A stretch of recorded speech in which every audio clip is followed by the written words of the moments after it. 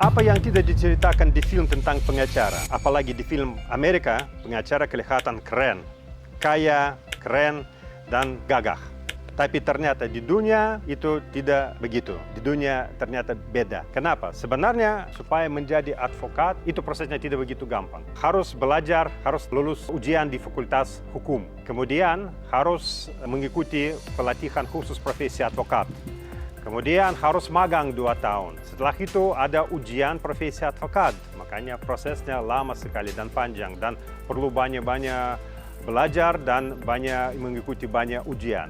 Ujung-ujungnya, oke, Yahoo kita mendapat izin lisensi advokat dan kita menjadi advokat. Terus, apakah setelah itu kita jadi advokat yang sukses, yang kaya? Enggak, dan alasannya banyak sekali. Paling pertama, kalau saya tidak salah, di Indonesia sekitar 60.000 advokat. Itu bermaksud bahwa persaingan dalam profesi antara orang hukum dan advokat sangat tinggi.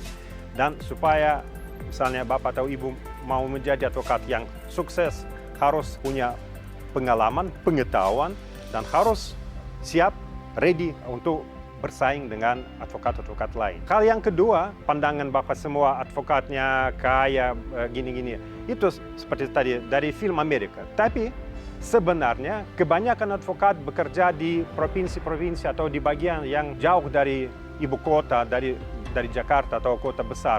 Dan penghasilan di kawasan ini pasti tidak segitu tinggi. Dan advokat sebenarnya itu cuma kayak sebagian dari masyarakat, dari society. Dan kalau misalnya masyarakat tidak terlalu kaya, berarti advokat juga tidak terlalu kaya. Itu hal yang kedua, itu mitos bahwa advokat semua kaya. Tidak sesuai. Mitos kedua, pekerjaan gampang. Bukan. Harus banyak kuliah, harus selalu membaca, harus ikut seminar, harus selalu updated, harus selalu mendapat informasi terakhir, harus menelusuri semua informasi hukum yang muncul, perubahan di peraturan hampir setiap hari ada sesuatu dirubah di peraturan, harus semua selalu menelusuri dan update. Hal yang ketiga, itu mitos bahwa, oh apa susahnya, cuma omong-omong aja. Ya, oke, silakan coba di pengadilan omong-omong aja. Enggak, harus berani, harus bukan cuma memiliki pandangan, tapi harus juga berani untuk beracara di sidang.